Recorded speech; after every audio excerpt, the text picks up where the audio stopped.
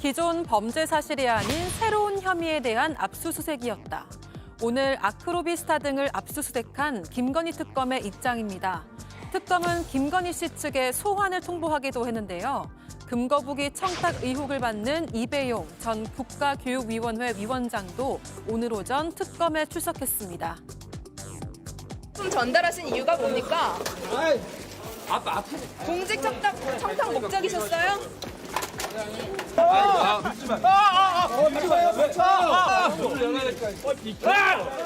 문을 당기시오야 미시오가 아니고.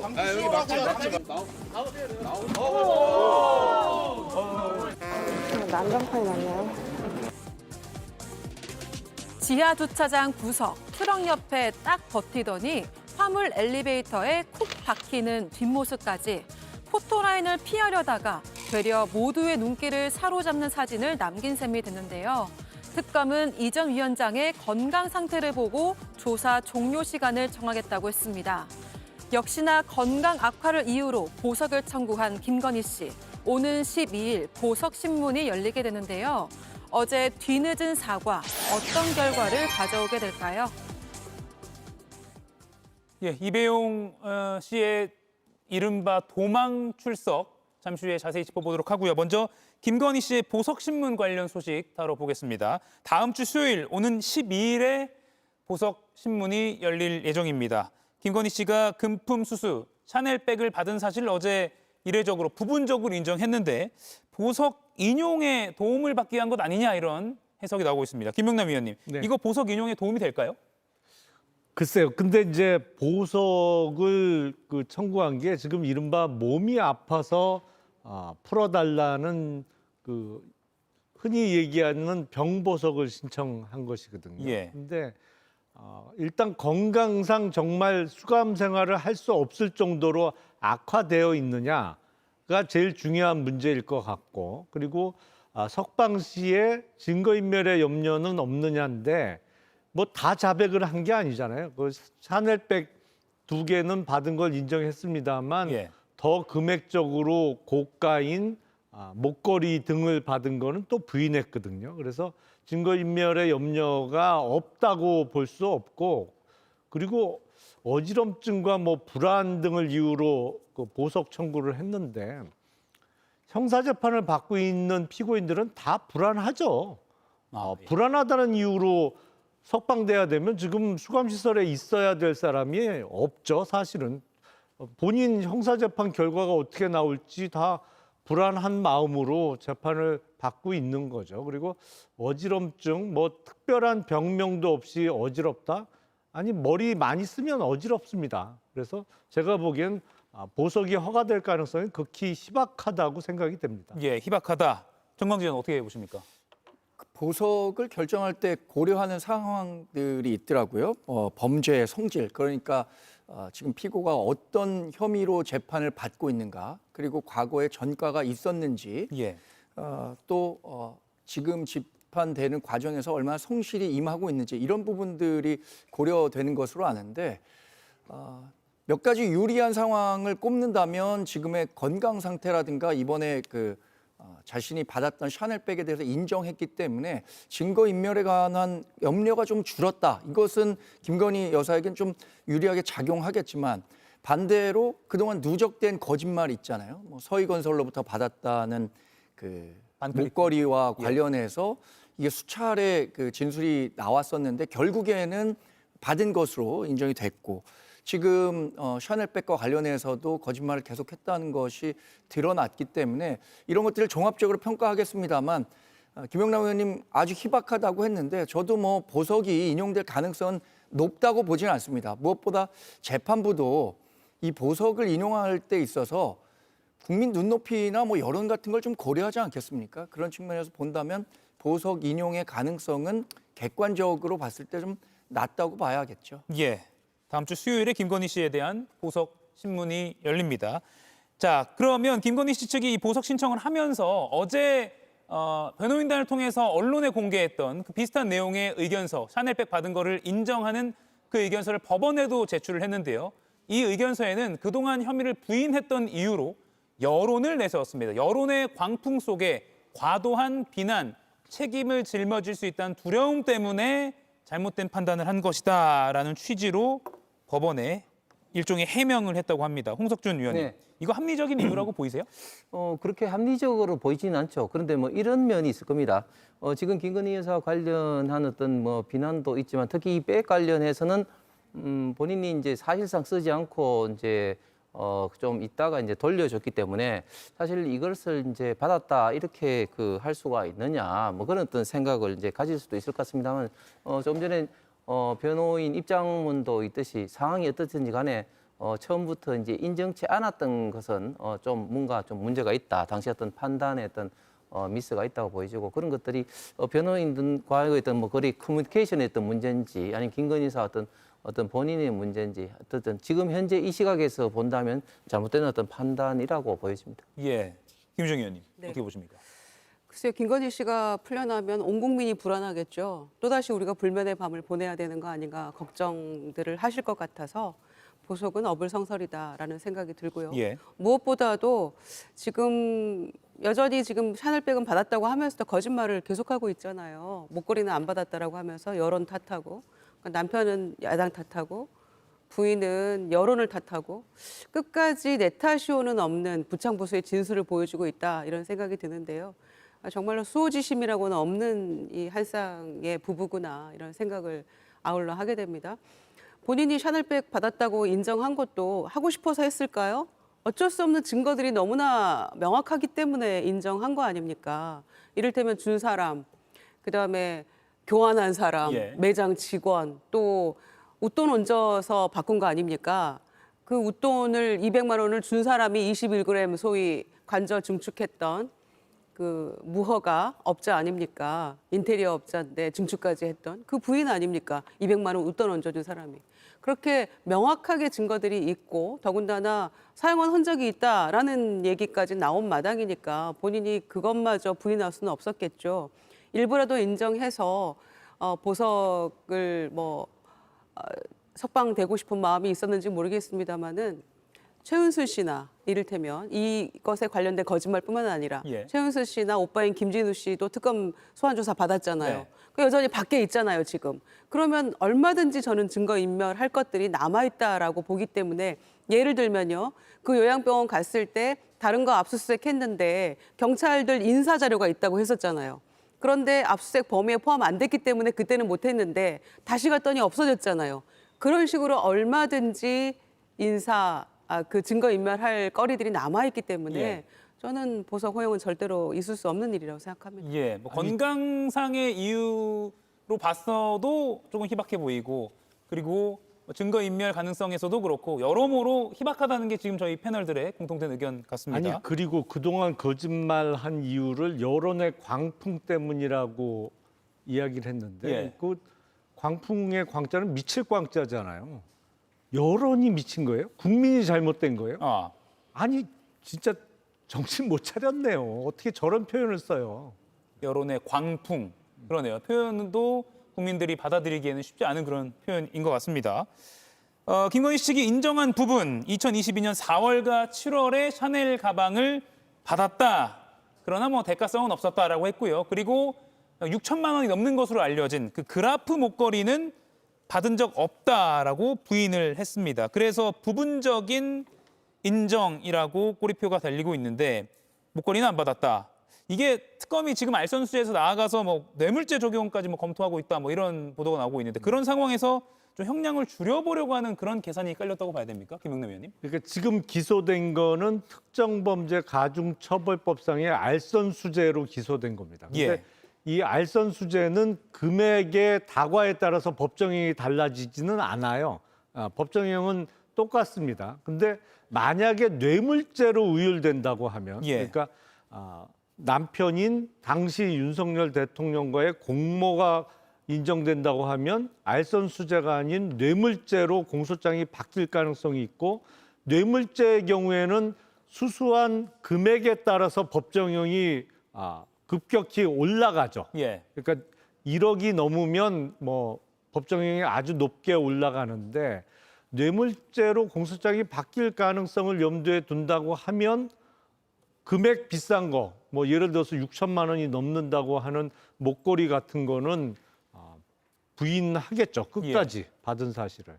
그런 걸 정교하게 계산한 것일 수 있다. 이렇게 보시는 것 같은데 정광진 의원님. 예. 목걸이는 안 받았다라고 어제 딱 명시적으로 문장을 밝혔거든요.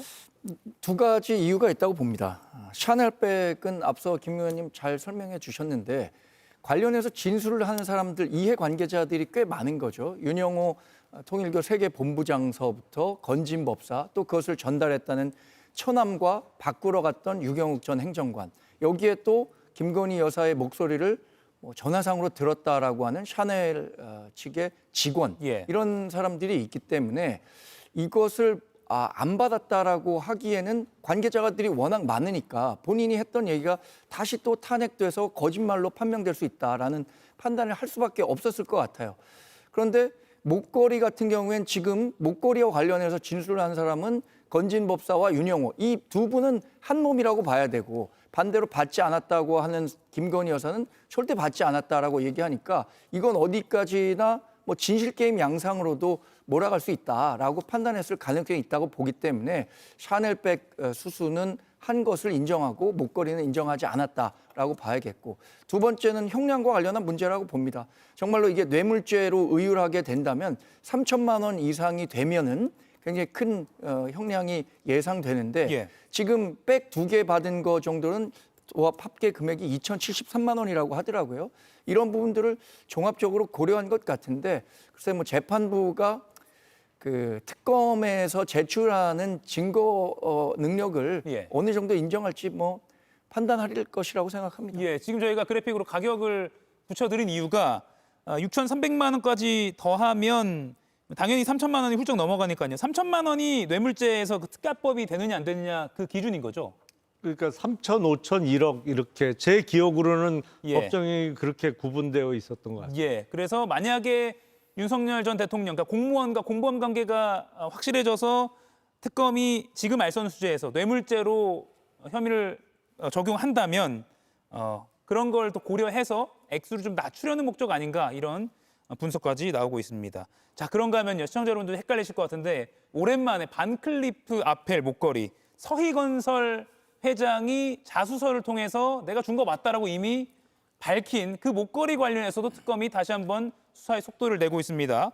24일에 이 이른바 나토 순방 목걸이 관련해서 김건희 씨에게 나오라고 소환을 통보한 상태인데, 홍석준 의원님. 네.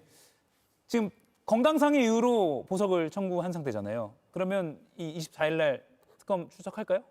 건강상의 이유로 지금 이제 보석을 신청한 상태이기 때문에 특검 출석은 아마 못하지 않을까. 예. 예, 특검 출석할 정도의 어떤 건강이 있는데 보석 신청한다는 건 이제 좀 앞뒤가 맞지 않죠. 뭐 그렇기 때문에 특검에는 출석하지 않을 가능성이 좀 많은 것 같고, 저는 반클리프 목걸이 관련해서 이게 이제 받느냐 안 받느냐를 떠나서 이게 뇌물죄로 하기에는 상당히 좀 어려운 게 몇 가지가 있는데, 일단 첫 번째로는 이 임명권자가 일단은 그 박성건 전 그 비서실장이 그 대통령실이 아니라 국무총리실 비서실장을 했습니다. 예. 결국은 당시에 한덕수 총리가 직접적인 어떤 그 임명권에 어떤 영향이 있기 때문에 이걸 이제 지금 김건희 여사와 직접적으로 이게 연결시키기는 상당히 좀 어려울 것 같고, 또 더 나아가서는 또 이걸 또 통해서 또 이렇게 했느냐.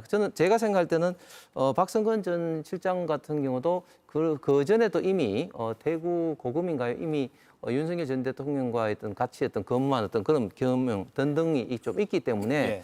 단순하게 이게 받은 여부가 곧 뇌물로 입증하기에는 좀 상당히 좀 어려울 것 같습니다. 예. 김종인 어떻게 보십니까? 매간 매직 뭐 이런 의혹이 초반에 있었잖아요. 예, 이걸 왜 인정 못할까요? 한덕수 총리가 그 영상으로 남아 있잖아요. 비서실장 관련해서는 대통령께 전적으로 위임했다라는 본인의 진술이 나와 있는, 예. 마이크 잡고 했던 이야기, 그 영상이 남아 있기 때문에 총리 비서실장 임명까지 대통령 부부가 관여했구나라는 합리적인 그 추론이 가능한 그런 영상을 남겼잖아요. 더군다나 이 목걸이는 한번 생각해 보세요. 너무 지금도 다시 돌이켜 생각해도 지긋지긋한데 끝까지 안 받았다고 우긴 거잖아요, 지금. 거짓말한 거잖아요. 그리고 제품 출시되기도 전에, 그 모델 출시되기도 전에 홍콩에서 어머니 회갑 선물로 가짜를 사서 엄마를 드렸고 그거를 빌려서 나토 갔다. 이런 거짓말이 지금 국민의 뇌리 속에 여전히 남아 있잖아요. 예. 그리고 그 오빠의 장모 댁에도 그 가짜 목걸이 갖다 놓고 정말 그 정도로 치밀하게 어떤 거짓말을 잘할 준비를 했던 기억이 새록새록 납니다.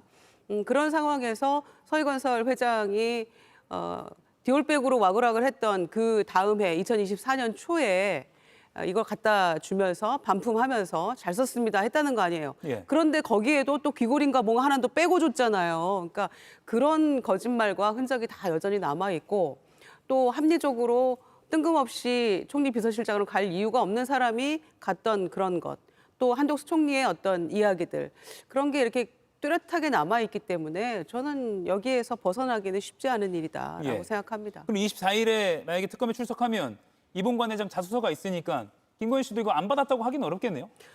또 모르죠. 어떻게 우길지. 아. 지금 그라프 목걸이는 안 받았고 샤넬백만 받았다고 인정을 하고 있기 때문에 어떻게 발뺌할지는 모르겠습니다만은 예. 본인이 사실대로 인정을 해야만 그나마 본인이 형량을 줄이고 뭔가 하기 위해서 재판도 뭐 성실하게 나가고 그런 모습을 보이는 척이라도 하는 거 아닙니까?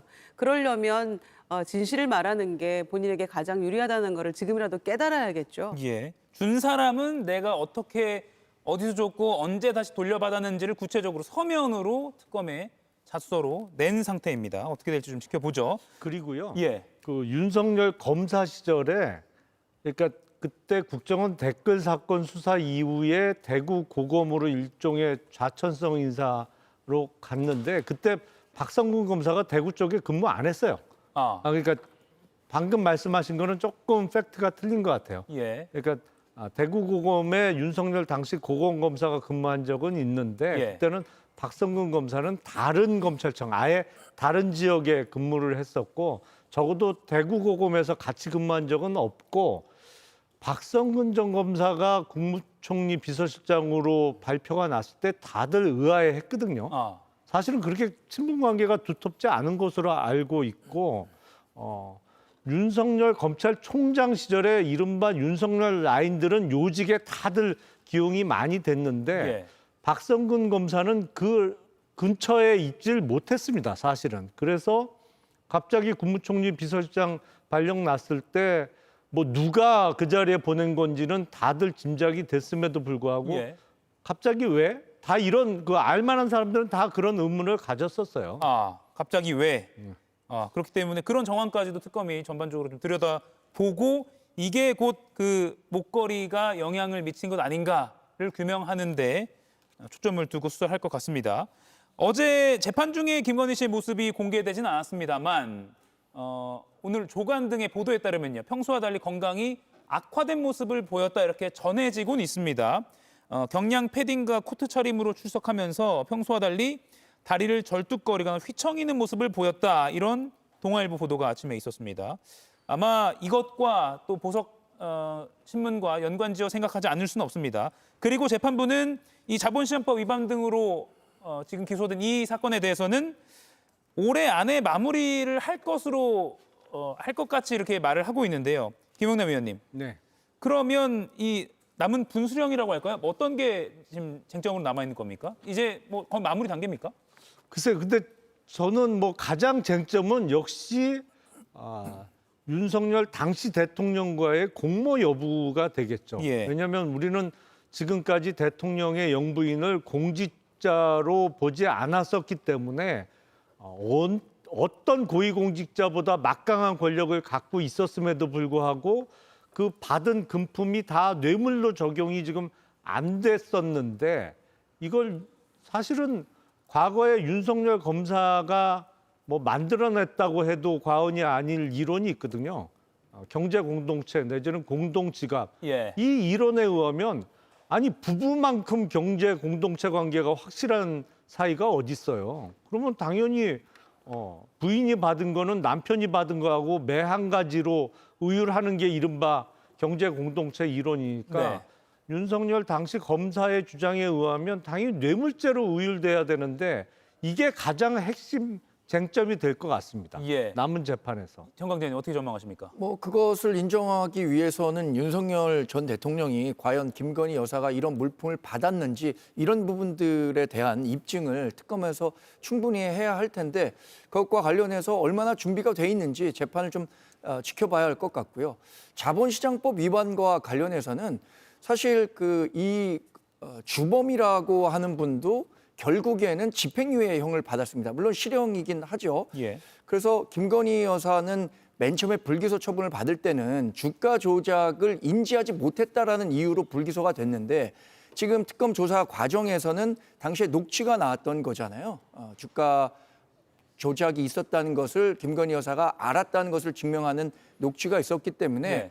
이것과 관련해서도 유죄를 받겠죠, 1심에서. 그러나 그것이 뭐 구속사안으로 갈 만한 사안은 아니기 때문에 결국에는 뇌물죄가 계속 적용돼서 구속 상태로 재판을 받게 되느냐 이 부분이 관건이 되지 않을까 싶습니다.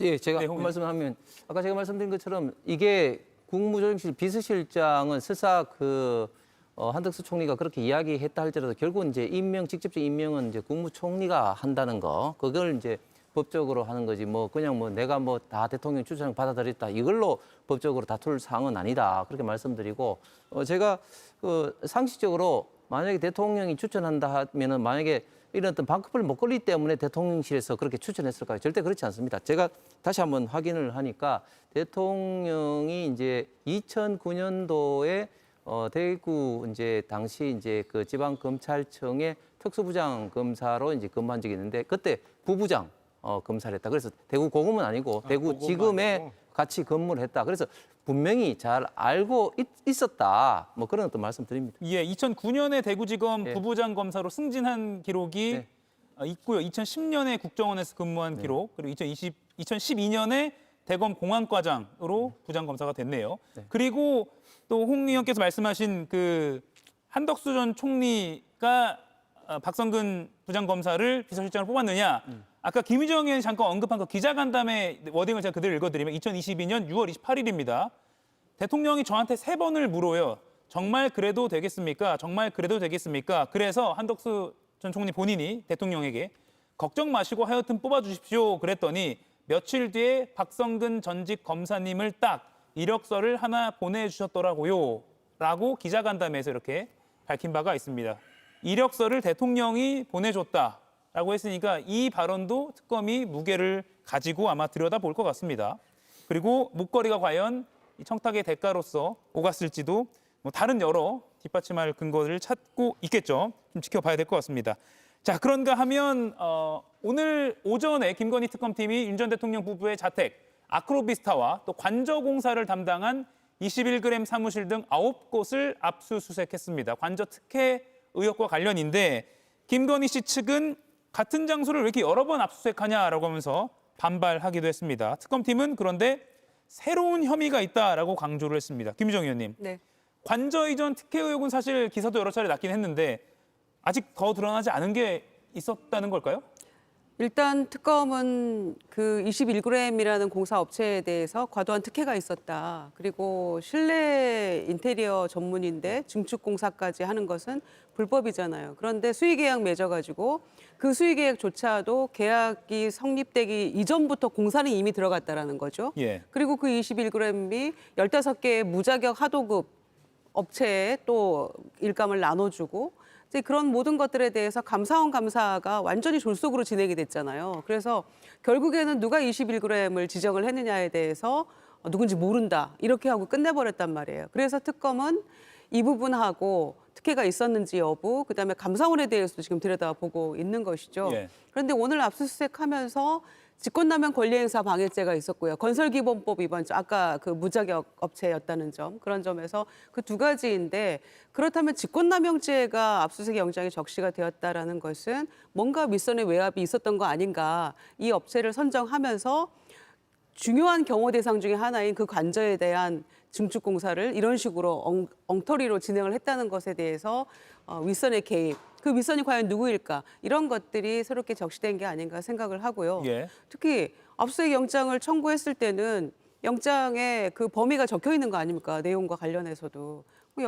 법원에서 합당하다고 생각하니까 일단 영장은 발부를 했을 것이고 매번 이 잡듯이 다 하는 건 아니잖아요. 최혜병 특검에서도 그 압수수색을 한 바가 있고 또 내란 특검도 한 바가 있고 이번에 이제 김건희 특검에서 또 간 것인데 그때마다 뭔가 혐의가 다른 것이고 압수수색 그 영장의 범위도 다른 거 아닙니까? 그런데 이걸 놓고 지금 두 사람 다 집주인은 구속돼 있는 상태인데 여기에 대해서 적법하게 발부된 압수수색 영장을 가지고 이런 식으로 수사의 적정성 운운하면서 이렇게 따지는 것 자체가 저는 그 자체가 어불성설이다라고 생각합니다. 예, 홍 의원 어떻게 보십니까? 오늘 압수수색. 아니 이런 식으로 하면 우리 대한민국의 법치주의가 있을 필요가 없는 거죠. 이게 지금 제가 알기만 해도 아크로비스타를 지금 벌써 몇 차례 3대 특검이 돌아가면서 압수수색을 하고 있는데 이거야말로 수사기관의 지나친 어떤 권력 남용인 것이죠. 이런 식으로 따지면은 우리 대한민국 국민들이 불안해서 어떡합니까? 지금 당장에 사람이 살고 있지 않다 하지라도 그게 관계없다 이렇게 생각할 수가 있습니까? 그래서 가급적이면 어떤 그 수사의 목적을 달성하기 위해서 효율적인 어떤 그런 수단을 써야 되는데 특정한 어떤 목적 때문에 계속해서 3대 특검이 돌아가면서 아크로비스타를 전직 대통령 부부의 사저를 이렇게 청소하듯이 이잡듯이 뒤지고 압수수색하고 이것은 너무 지나친 권력 남용이다. 그리고 또 여기서 나온 게 지금까지 보면은 또 별다른 것도 사실은 또 없어요. 지금 아크로비스타 압수수색을 통해서 뭐 수사의 어떤 목적의 결정적인 어떤 단서가 뭐 나왔다 이런 제가 볼 때는 언론의 어떤 그런 뉴스도 본 적이 없는데 그럼에도 불구하고 계속적으로 이렇게 이잡듯이 뒤지는 것은 그럼 뭐 했다 하는 어떤 면피성으로 3대 특검이 하는 것이 아닌가 그렇게 생각합니다. 예. 속보가 막 나오고 있네요. 새로운 정황들이 포착이 돼서. 예, 조금 전부터 온라인에도 관련 기사가 좀 뜨고 있는데 특검 쪽에서 취재가 된 내용들이 온라인에 보도가 되고 있는 것 같습니다. 김건희 씨가 이 관저 특혜 공사 의혹과 관련해서 21g 대표의 아내로부터 여러 가지 명품 선물을 받은 정황을 포착했다. 그래서 이번에 압수수색 영장에는 청탁금지법, 직권남용, 국고손실을 적시한 것으로 알려졌다라는 그래서 새로운 혐의가 있다라고 특검이 자신 있게 언론에 밝힌 것 같습니다. 그러면 기존의 건설 관련 법령 위반뿐만 아니라 이것도 뭔가 부적절한 선물과 청탁이 오갔다 이런 구조로 좀 특검이 확장해서 보는 것 같네요. 김영래 의원님. 그러면 새로운 혐의라고 봐도 되겠죠? 그렇죠. 예. 사실은 광급공사는 대부분의 경우에 경쟁 입찰을 하도록 되어 있죠. 근데 이제 입찰을 본 게 아니거든요. 수의계약 형태로 무자격 업체에게 그냥 준 것이죠. 그 과정에서 어떤 금품이 오갔다고 하면 그게 뭐 부정청탁 방지법 위반이 됐던 아니면 이게 공직자라는 신분이 항상 문제가 되는데 공직자 신분이었으면 무조건 뇌물이에요, 이거는. 예. 그리고 이렇게 왜 동일 장소에 여러 번 압수수색이 이루어지느냐의 문제는 예. 법치주의를 실천하고 있기 때문에 그런 겁니다. 아하. 그러니까 압수수색이라는 게 한 번 나가면 그 집에 있는 모든 물건을 싹 갖고 오는 게 아니에요. 예. 범죄 사실에 따라서 압수해야 될 대상과 물건이 달라지거든요. 예. 그러니까 예를 들어서 이번에 21g과 관련해서 그 업체의 뭐 배우자로부터 명품 백을 받은 의혹이 범죄 사실에 들어갔다고 하면 예. 그 물건을 찾는 겁니다. 아하. 근데 그 전에 이루어진 압수수색은 범죄 사실이 다른 내용이었기 때문에 압수수색할 수 있는 대상과 물건이 전혀 다른 것이었어요. 예. 그러니까 수차례 다른 압수수색이 이루어지는 것은 바로 법대로 하기 때문에 그런 것이다라는 설명을 좀 드리겠습니다. 그럼 예를 들면 건설산업기본법으로 예전에 압수수색할 때는 예를 들어 뭐 건축 관련한 뭐 도면이나 그렇죠. 계약서 이런 것만 가져왔다면 디올백이 보였어도 그건 안 가져왔다면 이번에는 디올백을 받은 정황이 있네? 그럼 이거 디올백이네 하면서 가져올 수 있다. 그렇죠. 범위가 다르기 때문이다. 네, 정광재 의원님. 조금 씁쓸한 것은 예. 뭐 적법한 절차에 의한 압수수색 영장 집행이라고 하더라도 과거 이재명 대통령이 대표 시절에 여러 사법 리스크로 인해서 압수수색을 뭐 수백 차례 받았다고 민주당이 이 검찰의 무리한 수사다라고 뭐 정치 보복성 수사다라고 정치적으로 굉장히 많은 공세를 했었습니다. 그런데 본인들이 주도해서 만든 특검이 본인들이 주장했었던 검찰과 똑같은 행태를 통해서 하는 건 아닌가라는 의구심을 많은 국민들은 또 갖고 있을 겁니다. 그래서 검찰 개혁과 관련해서 민주당이 얘기했었을 때 그 모습과 현재 특검에 대해서 민주당이 갖고 있는 인식, 그런 인식은 과연 뭐 얼마나 차이가 있을까, 이런 부분에 대해서 생각한다면 좀 씁쓸한 상황이죠. 예. 그런데 수백 차례 압수수색하고 서너 차례 압수수색하고는 어마어마한 차이가 나는 거죠. 예. 21g 이 건설사 관련해서 새로운 가지가 뻗어나간 것 같습니다. 단순히 특혜 공사를 했다를 떠나서 그 사이에 무언가 명품 선물이 오갔다는 쪽으로 새로운 이야기가 전개되고 있어서 이것도 좀 자세히 지켜봐야 할 것 같습니다. 끝으로 어제 한덕수 전 총리의 재판에서요, 박상우 전 국토부 장관, 윤 정부에서 국무위원이었죠, 증인으로 나왔는데요. 자신을 포함해서 국무위원들이 피해자다라는 주장을 내놔서 많은 뒷말이 오가고 있습니다. 자세히 들어보죠. 사실은 저희 국무위원들도 사실은 어찌 보면 피해자인 거죠. 예. 그것을 회의에 이유도 모르고 저 자리에 갔다가 검찰에 2번 조사받고 변호사비 들고 입법정까지 나와서 아까운 시간에 적응하고 있지 않습니까? 이거 모두 개인적으로 엄청난 손해인데. 국민들 입장에서는 장관이면 국정 운영에 관여하는 최고위급 공무원입니다. 증인은 그 자리에 가가지고 아무 말씀도 안 하셨죠. 예, 사정에 알았든 뭐 말릴 수 있는 위치에 있었든 어쨌든 그런 걸 떠나서 국문이었던 이유만으로도 굉장히 국민들에게 송구스럽게 생각합니다. 예, 물론 송구하다라는 뜻을 밝히긴 했는데 좀 억울하다라는 뜻을 또 피력해서 오늘 기사로도 많이 나오긴 했습니다. 어떻게 보셨습니까? 예. 일단 그 전직 고위 공무원으로서 아예 개념이 없어요. 그러니까 대한민국의 국무위원이었잖아요. 국무위원이었으면 위헌적이고 불법적인 비상계엄을 몸을 던져서라도 막았어야 되는데 전혀 그렇지 않았단 말이죠. 근데 지금 보면 피해자라고 주장하는 게 내가 이것 때문에 뭐 2번이나 조사받고 변호사 선임하느냐고 돈 들었고 지금 이 아까운 시간에 여기 법정에 나와서 증언하는 게 그렇게 아까워요? 그건 당연한 의무 아니에요? 보면 저런 사람이 국무위원이었다는 게 왜 윤석열 정권이 중간에 파면되고 조기에 종료될 수밖에 없었는지를 반증하는 거라는 생각이 듭니다. 예, 홍 의원님. 예, 전직 장관으로서 정말 부적절하고 참 얼굴이 참 화끈거리는 발언인 것 같습니다. 장관은 그 대통령, 그 정부와 사실은 이제 운명을 같이 해야 되는 것이죠. 그래서 결국은 그 정권이 잘하면은 칭찬을 받고 못하면은 비난을 받아야 되는데, 저 박상우 장관 같은 경우는 LH 사장을 하다가 사실은 엄청나게 출세를 해서 장관까지 갔으면 사실은 비상계엄을 하는 어떤 과정에서 뭐 일단 맞고 안 맞고를 떠나서 본인이 지금 현재 벌어지고 있는 모든 어떤 모습에 대해서 장관으로서 송구하고 그리고 그걸 받아들이는 어떤 모습을 봐야 되는데 나도 피해자다 이런 식으로 이야기하는 것은 전혀 장관으로서의 처신이 아닌 것 같습니다. 예, 여야 패널 모두 부적절한 발언이었다라고 공통적으로 지적해 주셨습니다. 이가혁 라이브를 시청해 주셔서 고맙습니다. 이가혁 라이브는 평일 오후 5시 TV와 유튜브로 실시간으로도 함께 하실 수 있습니다.